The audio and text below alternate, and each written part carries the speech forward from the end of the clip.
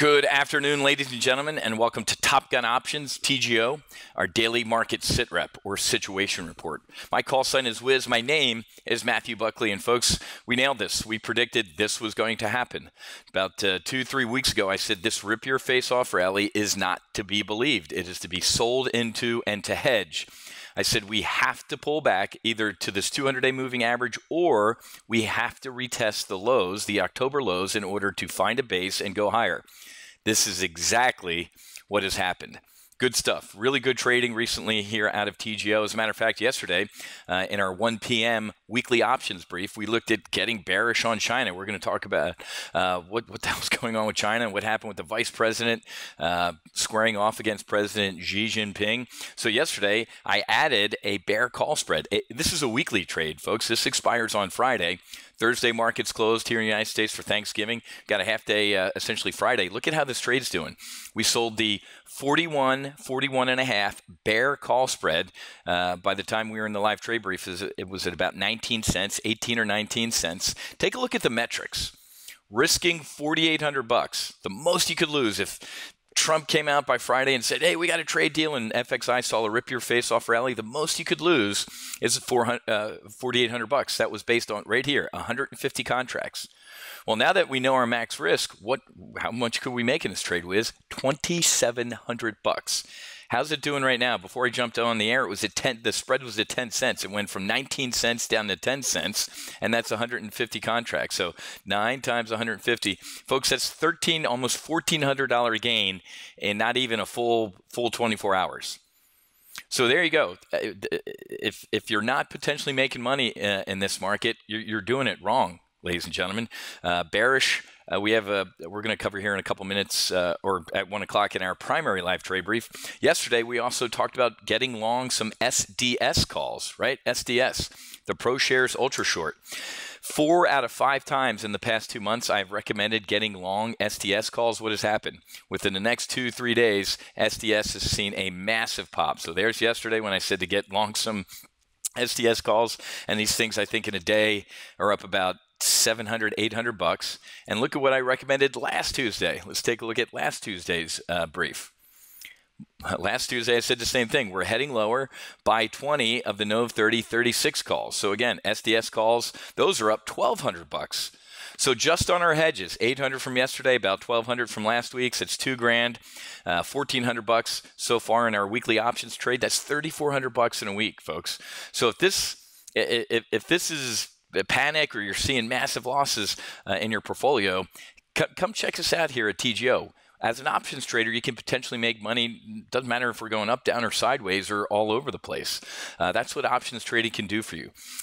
Come take a test flight, man. Go to our homepage, topgunoptions.com, and scroll down to kind of the ski area signs here. Green, blue, and black. Full throttle defensive, offensive, and max. That's a $14, $28, and $38 trial. I strongly recommend you do the $38 trial because then you get access to 4 Monday through Thursday of our live trading sessions. You shouldn't be trading this market solo, folks.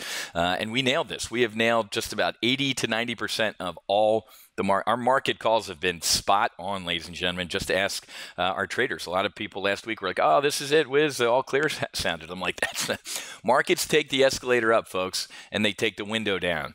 We weren't going to take an elevator back up here, folks. This was a no-brainer. As soon as we rip through this 200-day moving average, I said, sell it. Right, and get hedged because we're getting lower. If we do not hold these October lows, we're going to the February lows, and look out below. So as I reported yesterday in my Monday market outlook and also in the weekly options brief, I reported that institutions are starting to sell. I had a great weekend. My mom's in town for Thanksgiving, and my son Matthew's back from Norwich University, the Corps Cadets.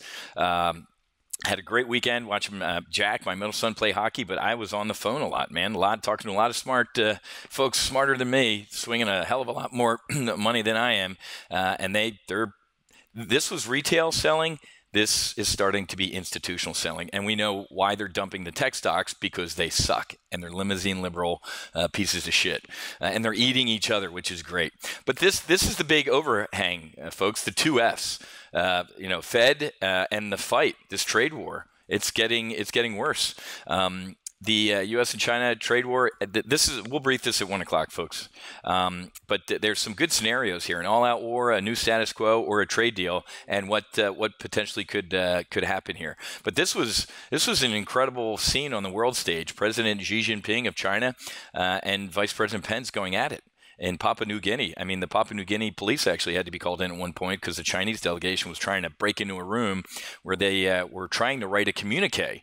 They didn't even issue a communique from this summit. At the end of every summit, all the elites get together and try and issue some joint release about Rodney King, can't we all get along? They couldn't even get to that, folks. So this is going to get a hell of a lot worse before it gets better. And China's on the losing end of this. But here's the deal. They could give a shit. You think President Xi Jinping cares about the pain that his people are going through? When you can make people smile at the end of a bayonet, you really can win. So I think the Chinese are trying to put the presidents back against the wall because we ain't no Tiananmen Square. We have elected officials, and if they don't wake up here, things are going to get ugly. But as we predicted, guys, I have pounded the tech stocks into the dirt. I have one private, Amy from Ocean City, Maryland, is up nearly $200,000 in a year, pounding tech stocks into the dirt. I said a year ago, get out of Apple, get out. We were in Apple and Facebook. Long-term bullish on those. And last fall, I said, that's it. And when you become a member, I'll give you all the reasons why. But it's over for those stocks, guys. Facebook, Apple, here comes the government, and they're eating each other. So we'll get to that in a second here. But Goldman out with a report today for 2019. Raise cash, get defensive, and look out below if more tariffs happen. Goldman, you're about 6 months too late. I briefed all my members on this. You guys have heard this stuff all from me, and now Goldman Sachs is coming out with it. I'm glad they're members here at TGO. The Dow may drop another 2,000 points before the selling is done. That's exactly what I just told you. If we don't hold here today or this week, we are going down to the February lows. And I think we're going to see another Jim Cramer moment when he grabs his shoe and starts pounding it on the table. Here's what's worrying me. I said, hey, maybe, images on Friday of people beating the shit out of each other to save $10 on a flat screen at Walmart will save us. Rising sales give retailers hope ahead of holiday season. And then that faded. There's nothing really good news in that. Brutally cold temperatures threaten to devastate Black Friday sales. It's supposed to be like 20 to 30 degrees below normal this weekend. I got to be honest with you. If you're that mental that you're camping out starting on Wednesday night to get a new flat screen, you don't really care what the temperature is. So we might have a Santa Claus rally. It is not in the near immediate future. Very interesting that last week the paper of record for Wall Street, which the Federal Reserve reads as well as I do, kind of is poking them like, hey, are you guys awake here? Do you know what you're doing? I mean, this is wiping out billions of equity in mom and pop's little old lady in tennis shoes portfolios. So the Fed, especially the vice Fed chairman, who I believe is an Obama appointee, more or less poking the president. Because what did the president say about a month ago? The Fed is crazy. The Fed chief's crazy. He's right. You might not agree with his demeanor or the way he says things. The man's right. Under Barack Hussein Obama, we had near zero interest rates and a Fed that was pumping money into the market to keep it afloat. Now what's the Fed doing? Raising interest rates and unwinding all that money that they pumped into the market. That's a perfect storm and a shit show. So the president is right to blame the Fed here. So the president's trying to fight a trade war as his own Fed is stabbing him in the back. This is not a recipe for a higher market. Jim Cramer, you'll wish you sold at these prices if the Fed hikes rates in December. Ladies and gentlemen, as before I jumped on the air, the Fed funds futures rate is a 73% probability the Fed raises. That's down. It was like 95% probability the Fed raises in December. Here's what I believe. One and done for a while. The Fed's going to raise rates just to say, hey, we're the sheriff. Hell does exist. I know the previous Fed chief or previous president kind of said hell doesn't exist. Everybody gets a trophy, and there's a Fed put underneath this market. But that no longer. We're the new sheriff. We're going to raise at least now, and then we'll kind of be data dependent. If they do that, things will be okay. If they raise rates and they're hawkish in what they tell us, it's over with. That'll be the big one, folks. That's the Fred Sanford, grab your chest. The dude is going to drop dead. And Fred Sanford did eventually die. That's when the market's going to die. We covered this yesterday, that the Senate's starting to poke around the arms deal with Saudi Arabia. And Russia's out there luring other buyers with missile systems that cost a hell of a lot less than ours. So our Raytheon, Raytheon is not super down as much, only another % rate here, but not super good news for our defense sector, and we're doing it to ourselves. Apple. In a bear market, Apple suppliers are getting hammered because they got a lot of uncertainty around iPhone demand. Facebook, for the first time, this research report that came out the other day, Facebook causes depression. You want to be bullish on a stock that causes depression? You want to be bullish on a stock where the CEO is ripping apart his once best friend Sheryl Sandberg? You want to be long a stock where the skipper refuses to take responsibility for any of the scandals? The guy's got to go. I told you a year ago, he needs to go. He needs to resign. When this man uttered these words, I don't care about profitability, I want to do good. If I owned one share of Facebook, I would have sued him. If you own Facebook stock and you don't have an attorney and you're not suing Facebook, you're an idiot. Why? That's a violation of his fiduciary duty. Ladies and gentlemen, as a CEO, hey, if you want to do good, Mark, put on your green tights and sprinkle pixie dust and take your company private. Otherwise, your job for me as Gordon Gekko is to make money for me. You want to do good, take your company private and pay me a shitload of money. Otherwise, you're breaking the law, and I'm going to sue you. So if you own Facebook shares and you haven't instituted a loss, and you'd win.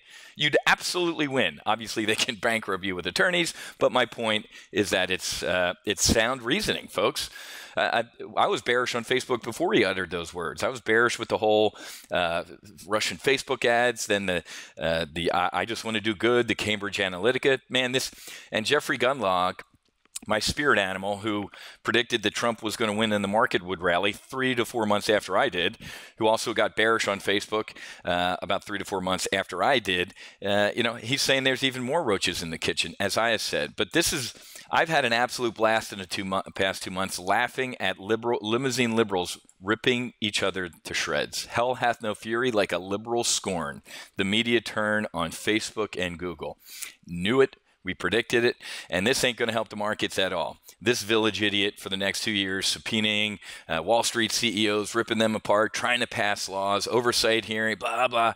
You name it, folks, it's going to be an absolute shit show with a Democrat Congress. On the upside, it's going to be a 2-year re-election campaign commercial for free for the president. Why do you think Trump, troll level 10, man? This guy's like saying Nancy Pelosi needs to be re-elected speaker. She's great. She's awesome. Why do you think he believes that? Nancy Pelosi being the face of the Democratic Party, doing nothing, wanting to repeal your tax cuts. They not only want to take the money, the extra money, or not extra, it was your money anyway. They want to take your money that you got back with Trump's tax cuts away from you. They want to claw that tax cut back and then tax you more. Do you think that's bullish for the market? Of course it's not. So, folks, we're in some interesting times. Like I said, well, first of all, men lie, numbers don't. Here's our trades. They're on the website. We're going to review everything today. We'll take a look at SDS. We'll take a look at EWZ. EWZ is looking good. We have a bull put spread on out a month. EWZ just kind of gently pulling back with the overall market. EWZ, in case you don't know, is the Brazilian iShares ETF that we trade. So nice little. We got into it right here. With the election of Bolsonaro, the Trump of the tropics, and we've been trading it very, very well since then. So very happy with our EWZ trades, and then we're going to talk about FXI as well. We have some FXI trades on. XRT, real briefly, XRT I put on, and I've added to it a couple times, is getting obliterated. Look at that, man. This was... leave it to me, of course. The one layup annual trade that I've been doing for about 26, 27 years. Here's the first year. It doesn't look like it's working. And this is the Spider retail ETF. Usually, if you back test this for the past 27 years since I've been trading, every November, December, the XRT goes up and then implodes right in front of January earnings out of retailers. This is the retail ETF. So it's down, it's going down, it's going lower. Bad time, or just you know, when a trade that's worked consistently for approximately 27 years doesn't work 1 year, I mean, that's still a pretty good win rate. Doesn't help anybody who did this, other than that, Mrs. Lincoln, how was the play? So not a good trade on XRT, but, the overall market's getting destroyed. But once we got our wind in our sails and our feet underneath us, man, we can pound the hell out of this thing. I think we're going lower. I don't know if we hold these October lows. I think we go lower. I haven't seen the panic washout selling that defines a bottom. So in my opinion, my professional opinion, we go lower and we hit these February lows. I want to be wrong. I'd love to be wrong, but until that time, we're going to pound everything into the dirt with bearish trades and make some money. Like I said, we put on SDS. I also looked at VXX calls. I completely forgot about that. We looked at adding some VXX calls yesterday. VXX is up almost 6% today. That was yesterday. I forgot to brief that. So good live trade brief yesterday. We looked at, there they are right there. Duh. It's on your screen, jackwad. We looked at buying 10 of the NOV 30 34 calls. What are the VXX NOV 30 calls at? And then I got to get going here. NOV 30. The 34, no 30, 34 calls, 34. Mid-market on these right now is 555. Mid-market on them yesterday was 367.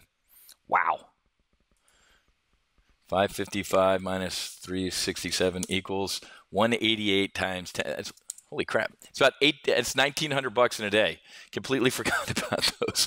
Again, very, very good timing on these. So, folks, remember, I don't brief really upside call profit targets. To each his own. You sign for your own aircraft. I can't give you trading advice, but hey, man, and they just went up another nickel as we talked here, as the market's doing its afternoon sell-off. Good times. Having a good time here at Top Gun Options, guys.